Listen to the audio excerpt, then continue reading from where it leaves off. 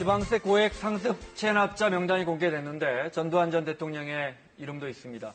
전 전 대통령은 아직 법원의 추징금도 절반밖에 내지 않았는데요. 이 돈 못 내는 걸까요? 안 내는 걸까요? 또 수백억 대 재산이 있다는 아들 전재용 씨는 왜 노역을 하고 있을까요? 검찰 출신 김광삼 변호사 자리했습니다. 어서 오십시오. 예, 안녕하세요. 네. 자, 이번엔 지방세입니다. 지방세 네. 체납자 명단에 전두환 전 대통령 이름이 올랐어요. 네, 고액 체납자 중에서 6번째로 네. 올라왔고 또 3년 만에 또 이게 공개가 되는 그런 상황인데요. 금액은 5억 3,600만 원 정도 됩니다. 네. 근데 이게 양도소득세 관련해서 이제 이게 한 10%를 지방세를 내거든요. 네.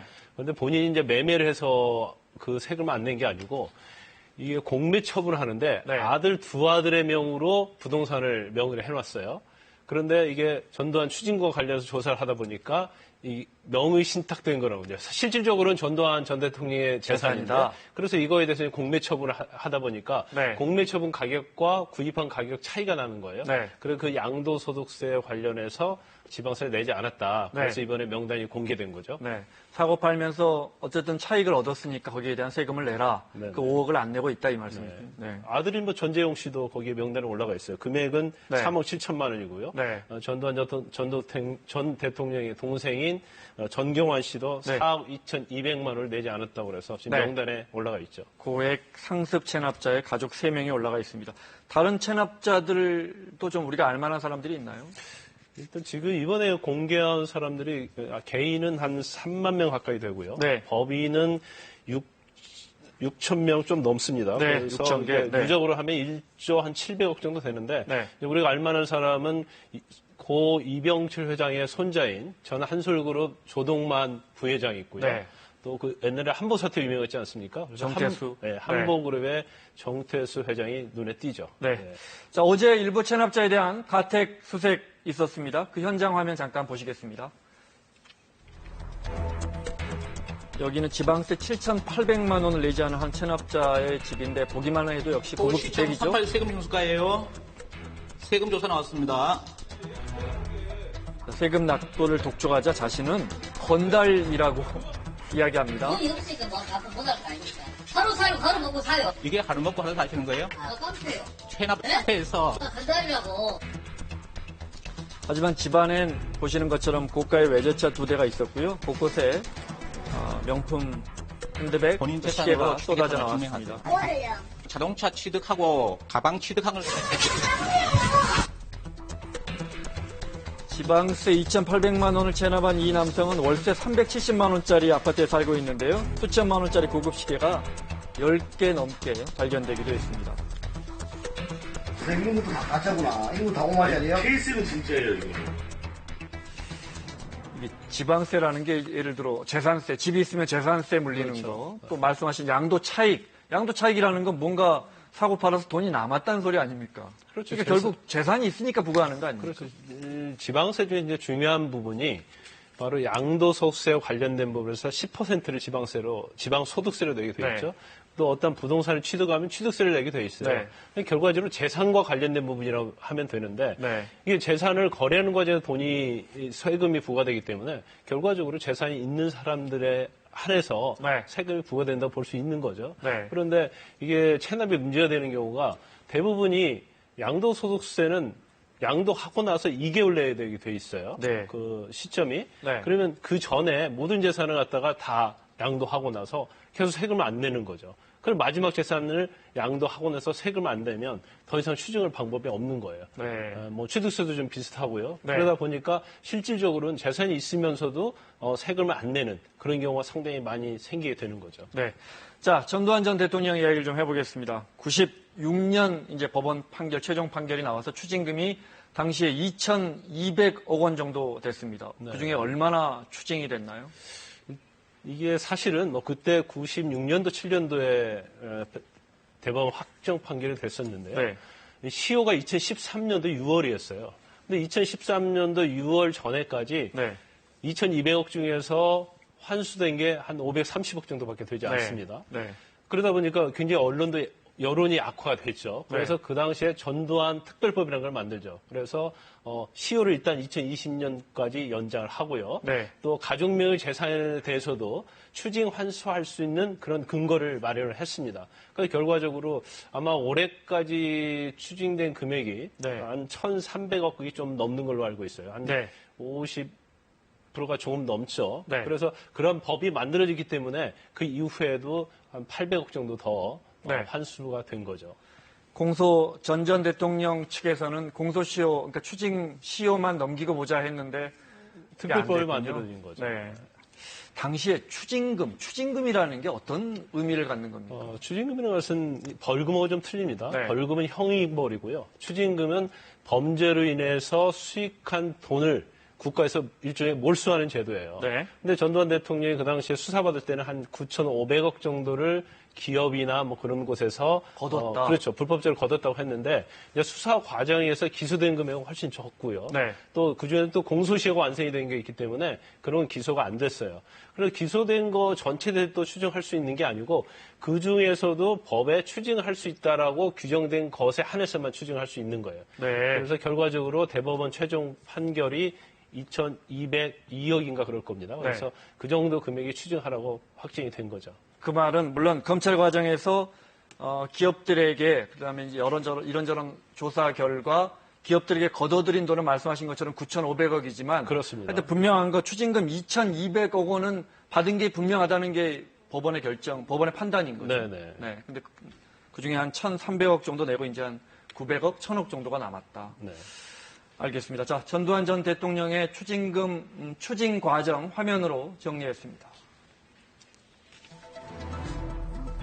지난 96년 12월이죠. 뇌물죄 등으로 대법원에서 추징금 2,205억 원의 확정 판결을 받았는데요.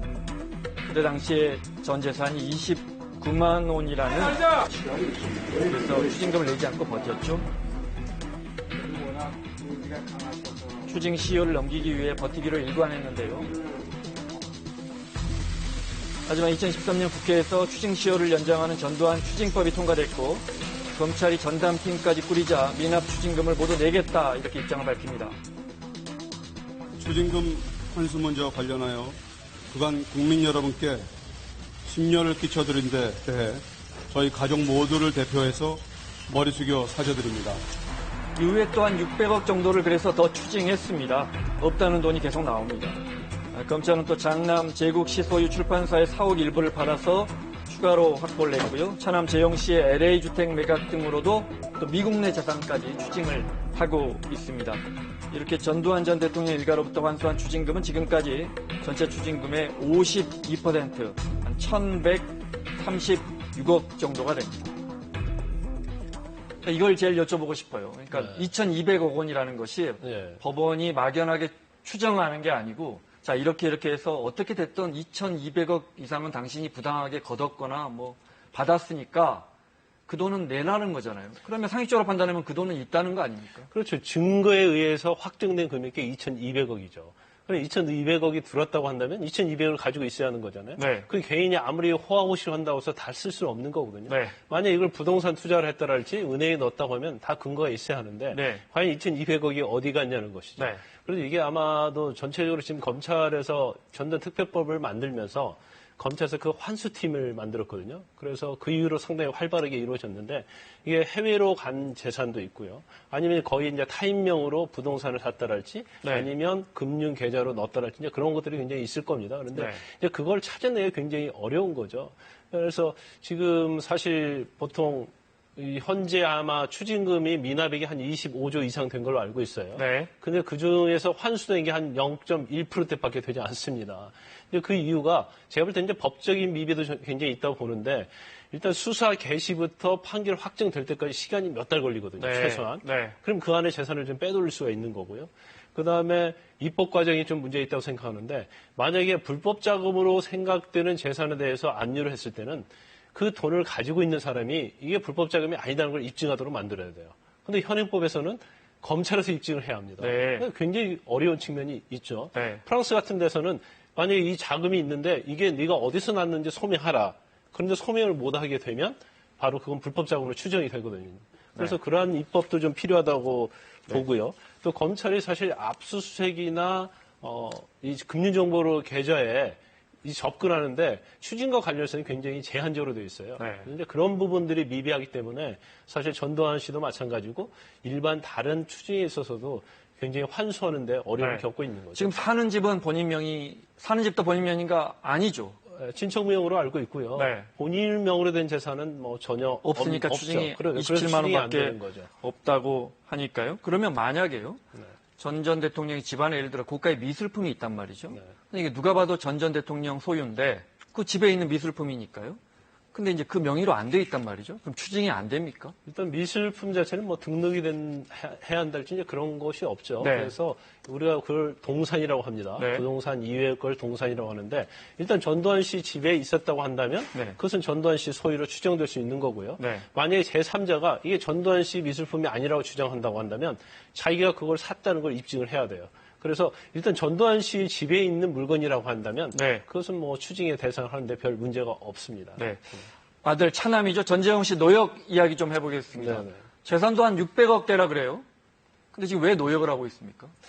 일단 우리가 좀 거슬러 가봐야 할 필요가 좀 있는데요. 네. 전두환 특별법이 2013년도에 제정이 됩니다. 그래서 그 법에 의하면 가족 명의의 어떤 재산까지도 환수할 수 있는 그 근거가 돼서 네. 그걸 조사를 하다 보니까 2005년도에 전재용 씨가 오산에 있는 땅을 네. 다운 계약서를 써가지고 27억 정도의 세금을 탈루했다는 걸 검찰이 밝혀내요. 네. 그래서 기소를 해서 벌금 40억을 선고를 받게 됐는데 본인이 그중에 아마 40억 중에서 4천만 원 정도만 납부를 하고 39억 6천만 원에 대해서 나는 돈이 없어서 네. 몸으로 살겠다. 그래서 지금 원주교도소에 돼 있는 건데 네. 원주교도소에 지금 수감 생활을 하고 있죠. 네. 그런데 우리가 지금 현행법이 벌금을 노역장으로 변환시키는 것을 환영 유치라고 합니다. 근데 그게 상한선이 3년밖에 되지 않아요. 네. 그래서 한 40억 정도 되는 것을 3년의 일수로 나누다 보니까 하루에 일당이 400만 원 정도로 굉장히 높아진 하룻밤 자고 거죠. 나면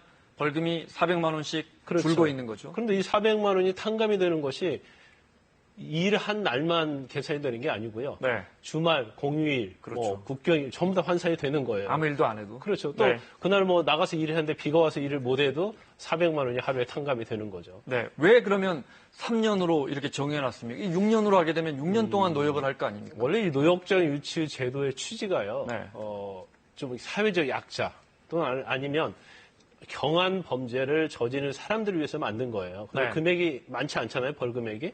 그렇기 때문에 그런 사람을 위해서 만들어 놨는데 결과적으로 이게 고액 벌금 받은 사람들이 고액 일당을 받는 걸로 어떻게 보면 이게 제도 본래의 취지와 굉장히 어긋나는 거죠. 네. 그래서 적어도 금액이 많은 경우에는 지금의 상한선 3년을 갖다가 적어도 5년, 6년으로 늘리자는 게 굉장히 그게 여론에 좀 맞다고 생각하고요. 네. 그런 것들이 앞으로 추진이 돼야만이 이런 고액 벌금 받은 사람들이 빚을 탕감받는, 네. 벌금을 탕감받는 그러한 악용하는 사례가 좀 줄어들지 근데 않을까 이제 싶습니다. 차남 재용 씨는 시공사라는 큰 출판사도 하고요. 재산이 있을 것 같은데 물론 그게 회사 명의인지 본인 명의인지는 확인해 봐야겠지만 그 가족들에게 추징할 수 있는지.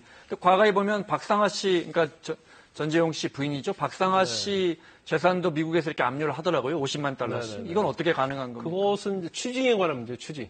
이제 추징은요, 재산에 대해서 압류해서 집행을 할 수 있는 거고요. 벌금은 형을 선고받은 사람한테 전속이 되는 거예요. 네. 그래서 재산에 대해서 벌금을 할 수 있는 건 아니고 내가 나의 재산으로 벌금을 낼 것인지 아니면 노역장 가서 일을 할 것인지를 본인이 결정하는 거죠. 그런데 전재용 씨 같은 경우에는 뭐 서초동 빌라도 있고 뭐 이태원에도 뭐 여러 가지 재산이 많이 있다고 좀 알려져 있는데 아마 본인이 어떤 그러한 재산에 대해서 이게 40억을 과연 현찰로 마련할 수 있는지 그런 문제가 있을 거고요. 네. 또 만약에 현찰로 벌금을 40억을 내게 되면 거기에 대한 출처에 대해서 검찰에서 또 조사를 하게 되면 결국 또 추징금과 연계될 수 있거든요. 네, 그걸 여쭤보고 싶었습니다. 예, 그렇죠. 그러니까 여러 그런 자기들 개인적인 여러 문제가 있기 때문에 네. 차라리 내가 노역장 가서 노역을 하면서 살겠다. 이제 그런 결정을 내린 것으로 보여요. 그러다 보니까 거의 3년을 살아야 합니다. 네. 3년을. 아버지 입장에서는 돈을 내주고 싶어도 또 돈의 출처가 드러나니까 못 내주겠죠. 그렇죠. 그 전두환 씨 같은 경우는 뭐 자기 명의로 된 재산이 한 푼도 없다고 했기 때문에 네. 만약 이게 전두환 씨랄지 아니면 가족 누구의 명으로 돈을 내주게 된다고 한다면 네. 그 돈의 출처를 반드시 밝혀야 하고요. 또 밝게 되면 검찰에서 조사를 하게 되면 결과적으로 추징의 어떤 단서가 될 수 있는 거거든요. 네. 그래서 아마 내부적으로는 이러지도 저러지도 못하는 그런 상황이 아닌가 싶습니다. 알겠습니다. 검찰 해보셨으니까요. 검사를 해보셨으니까요. 더 추징하려면 어떤 방법이 있을까요?